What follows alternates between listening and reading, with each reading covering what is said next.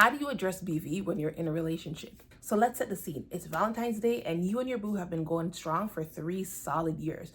You guys are really vibing each other. That's your man, you know, like you're his girl, and like things are going really good. Anyways, Valentine's Day, you guys always show up for each other, really adore each other, really adorn each other with the gifts and all that good stuff. But you're looking forward to tonight. You're washing everything, you're shaving everything, you're scrubbing everything, you're moisturizing everything, like you're doing the do because you want to make sure that you're overly prepared for what's about to go down. Anyways, during your prep, you get this crazy idea. You're like, yo, why don't I make a douche solution with water, some like body wash, squirt it up there just to ensure that everything is washed and clean and all of that good stuff. Just to ensure that I'm good to go down there. Not that we need to. Now, rather than just washing it out with just water, you get another brilliant idea. You're like, you know what? I'm just going to squirt some pineapple juice up there because now I'm going to taste like pineapple. And girl, you did your thing. There's no complaints in that department. So you're like, yo, it must have been good to go. I created a bomb idea, and going forward, this is what I'm always going to do, especially when I know sexy time is about to go down. There. But then, a couple of days later, so itchy down there. It's so irritated down there. Down there feels so sore. What's going on? You go to the washroom and boop, girl, you see a crazy discharge. So you go to the doctor and the doctor tells you, girl, you got bacterial vaginosis. This is how to address bacterial vaginosis with your partner. Hi, my name is Pia, and no girl, I'm not a doctor or anything like that. I'm a regular girl who healed BV out of sheer desperation after 10 long, terrible years of struggling with it. And now I run an online membership for women who are struggling with the current BV and need help healing it. This is an amazing community of women who are transforming their lives. So if you want to get access to the routines and strategies that I use to heal my BV and to get rid of it for good, then I encourage you to check out the information in my description box below. Now, I'm not going to hold you. When you're struggling with BV, and especially when you have a partner, it can cause a lot of intimate stress on your relationship. And it can also cause a lot of emotional distress on the woman who's actually struggling with BV. Remember, I struggled with BV for 10 plus years, so I'm telling you this information not based off of something that I read in a book, but something that I experienced firsthand. First thing you have to do is communicate with your partner. And I know this is a topic that absolutely nobody wants to have with their partner. You have to let your partner know what's going on with you. Because if you've been with this person for a couple of years, you guys have been sexually free. Like you guys are actually like really like in terms of like intimacy, you guys don't have any problems there. You guys are sexually free. You guys are very like comfortable with each other. And then all of a sudden you're kind of standoffish. You're kind of avoiding your partner. You don't really want to have intimacy. You don't want to have sex, but you continue to try to make up excuses whenever it comes time for that. That can cause even more stress on your relationship. So the first thing you have to do is communicate that, hey, by the way, I went to the doctor and the doctor is saying XYZ and this is what's happening. Because the last thing you want to do is leave things up to assumption. Because remember, once again, this is something that you've been with for years, right? If he starts to, or she starts to smell something or starts to notice something or see something, they're going to start making assumptions, and you don't want them to make assumptions because then their mind is going to go in all sorts of places, right? So you want to really control what is happening. You don't want to be awkward about this conversation, because if you're awkward around it, then your partner is also going to feel awkward. You want it to be a safe community, like you want to really create a safe space. So if anything, your partner can be like, hey, by the way, I noticed this, and you can be like, hey, by the way, I'm going through this, and there's no awkwardness in around this topic. And I'm personally speaking from experience. When I had BV, I couldn't bring myself to have this conversation with my partner. I just could not bring myself to be like, hey, by the way, I'm struggling with BV, so sometimes I smell like a fish market. I could not bring myself to say it. And it took me months. So that means that a lot of times I was avoiding intimacy, and a lot of times I had intimacy and the experience was horrible, and I pretended like I didn't know what was happening. And he didn't say anything either, out of just sheer maybe embarrassment for me, or just because he didn't want to humiliate me. But it was the time in between me communicating that I had BV was so awkward, and I don't even know the assumptions that this man was making, but I was too humiliated to actually have the conversation. So I just kind of left it out in the open. I was just being awkward and weird, and I just left him to his assumptions, which is honestly the worst thing you could possibly do. So the first thing you want to do is communicate and let your partner know, hey, I went to the doctor and the doctor told me that I have BV. Now, I know somebody's watching this and be like, girl, how do you even have that conversation? Where do you even start? I'm not even gonna lie to you. As I said, I made the whole situation very awkward, and how I did it was through text. Like, I couldn't say the words. Like, I couldn't bring myself to say it. So I just sent a text saying, hey, by the way, I went to the doctor. Not even lies. I said, hey, you may have noticed something or a smell. It's because I'm struggling with this thing called BV, but it's not an STI or anything like that. You're okay. Here's some information, because I know him. I know he's a reader. So I know if I send him information, he's definitely gonna read it, right? So I sent him some information so he could read that information for himself. But I would suggest you have that conversation with your partner based on how you guys communicate. If you guys usually cuddle up on the couch and have like those really heart-to-heart conversations, then cuddle up on the couch and have this conversation. If you guys usually take each other out to dinner to have this conversation, then go to dinner and have this conversation. If it's usually like a home cooked meal and you guys just sit by the dinner table and just once again just have a heart to heart, then do it that way. However you guys communicate or come together when it's time to have like really tough, hard conversations or awkward conversations, have it the same way, because you don't want to deviate from that, for then once again it's going to create an awkwardness around the topic, around the entire subject, and then it just makes it weird, because you are just going to be walking around with this cloud of shame over your head 24/7. The best way to do it is to kind of like not attack it, but really approach a conversation with the same way you'd approach any conversation in your relationship. Don't make it awkward. Just talk about it and just move and just keep it moving. Just keep it moving. I know this is easier said than done, right? Because like the mental anguish that women struggle with when they have BV should be studied if it's not been studied already. And I'm being serious.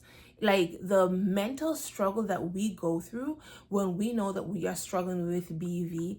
Because remember, there's already this rhetoric in society that vaginas are dirty and smelly and disgusting and gross. So for you to be experiencing that stigma, for you to internalize that stigma, it is one of the worst experiences, and it really like cripples your ability to enjoy life, honestly. And I cannot stress it more about how the mental anguish and how like the emotional distress women go through who are struggling with BV. So I understand that this is not an easy conversation to have on any level and on any capacity, but if you want to preserve your relationship, or to be honest with you, the support, right? Just to have somebody to support you while you're struggling with it, I highly suggest that if you find out you have BV and you have a partner, have open communication. Like just openly communicate. Just talk to he or she about the fact that, you know what, I have BV and this is where it's at. So, some days I'm gonna be not in a good mood because like I feel ugly and I feel gross and I feel dirty, like I'm just really going through the motions. I'm going through the emotions and I'm not in a good place right now. Then your partner will be able to comfort you and kind of like, be there for you. Be that 90% when you're only a 10 and be that 80% when you're only a 20. So just from my experience and how I struggled by myself when I had BV, if you are in a relationship and you find out you have BV, I would highly suggest one of the first things you should do once you find out is really speak to your partner about what you're experiencing. Partner's also probably going to start wondering, is it safe for you guys to continue having sexy time? And of course, like it's fine for you guys to have sexy time. There's tons of people who are being sexually active and they have BV. Now, is it the wisest thing to do? I personally don't think so, because if sex increases your chances of BV and you are trying to heal your BV, then I feel like you're only delaying your progress if you are having sex while you're struggling with BV, in my personal opinion. And the research also shows that if you are on medication for BV, you should probably stay away from sex. So yes, sex may be safe while you're having BV, but why would you even want to? What's really happening when you have sex and you have BV is that bacteria is being passed between your partner and you, if you have a male partner. And if you have a female partner, that bacteria, you've actually given your partner bacterial vaginosis, and you guys keep passing it back and forth between each other. So Once again, if you're in a place where you want to heal your BV, if you are having sex with your partner, it's actually going to delay that or hinder that healing progress. So in my opinion, yes, it may be safe, but girl, just hold off until you heal. The next thing you want to address with your partner is the fact that it's not an STI, because once again, if this is something new that came out of nowhere, your partner's probably going to be like a little bit like apprehensive, like, okay, well, I don't know if I want to touch her, or I don't know if I want to get into anything with her because like I don't want to make matters worse, or I don't want to contract anything. So this is where you have to let your partner know that there's nothing to contract, like you're not going to get anything, because we all understand what BV is, right? Bacterial vaginosis is an imbalance in the good bacteria and the bad bacteria that live in harmony in your vaginal microbiome. There's good bacteria in your vagina and there's bad bacteria, and they live in harmony in your vaginal area. They live together and they're just fine. And for whatever reason, you decided to squirt pineapple juice up your vajay, and now you have more bad bacteria than good bacteria. And that's how you trigger bacterial vaginosis. So when you're actually having sexy time with your partner, you're not giving your male partner bacterial vaginosis, right? Because like he's a male and you need a vagina to have bacterial vaginosis, right? It's called bacterial vaginosis. You need a vagi, right? It's not called bacteria penis or bacterial penosis or whatever the case may be. So in that case, the medical community says like it's not the bacterial vaginosis that your male partner has. Your male partner just has the bacteria that causes bacterial vaginosis on his skin. So if you guys continue to have unprotected sex, all you're doing is he's passing that bad bacteria that you gave to him back and forth. You guys just keep passing it back and forth, back and forth, back and forth.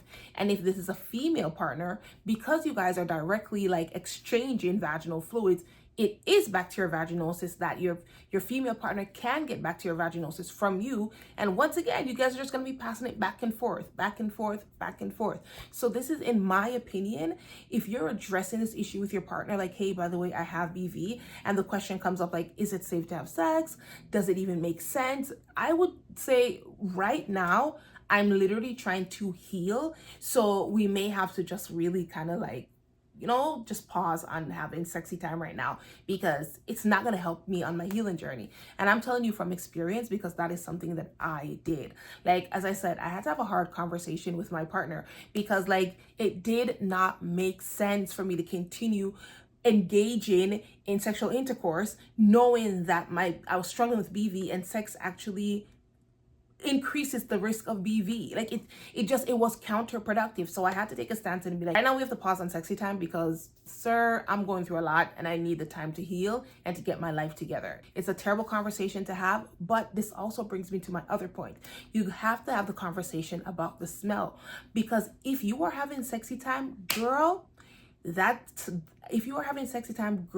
smell will come up. Okay, you can have sexy time many times, you don't smell anything, but there's gonna be that one time when you have sexy time and that fishy odor illuminates the room.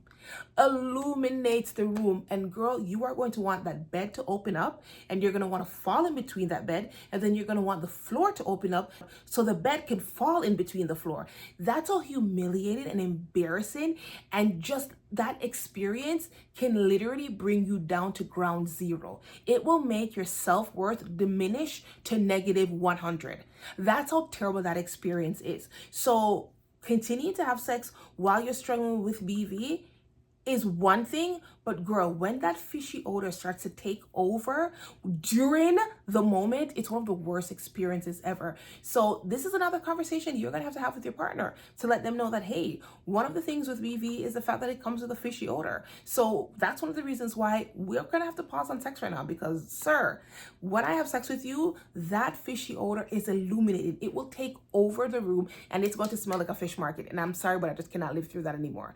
I cannot live through that anymore. And as I said, these are hard conversations to address. These are hard conversations to have, but you must have them, because to be honest with you, this is how you're going to actually preserve your relationship, right? To have this open discussion, rather being cold, being standoffish, being avoidant. Eventually your partner is going to feel all of that, right? It's going to feel like, yo, something's off. And if you're not having the hard conversations, your partner is eventually going to be like, you know what, I'm out of here, because like something's going on, and like it's clear that me and her aren't vibing anymore. So I'm saying all this to say, girl, have the hard conversations and address hard topics. You've addressed the hard topics. Where do you go from here?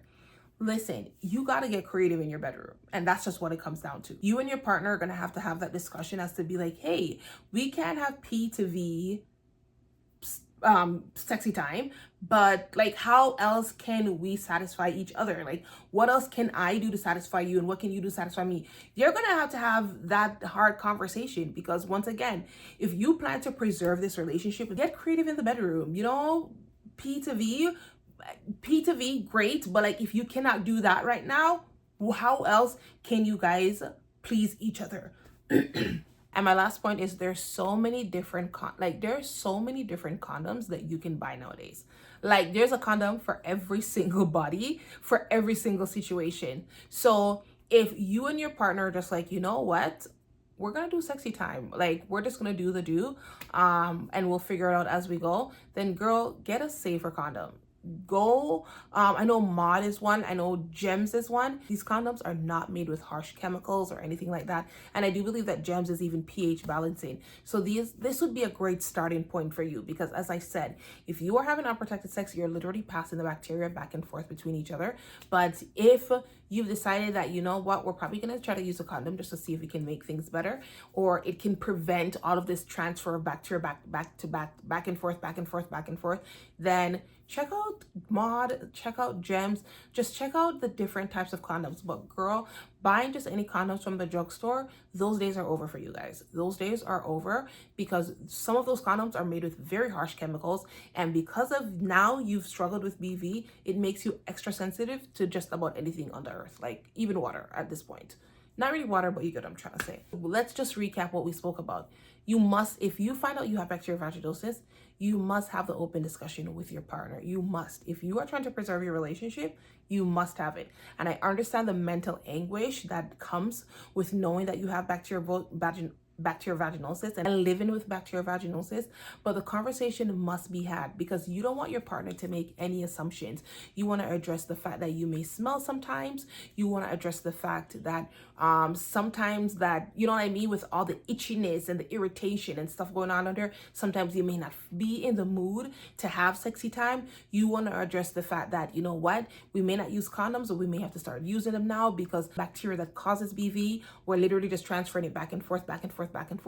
And when I'm on this healing journey, like that can't happen. Or there's sometimes when I'm just like, yo, I'm just not in a space to really be intimate with you right now. You guys have to have that discussion with each other to be like, hey, what can we do to still please each other? Like how can we be creative in the bedroom and still please each other while we are going through this? That's all I have for you today. We still have so much to discuss though, so I'll talk to you soon.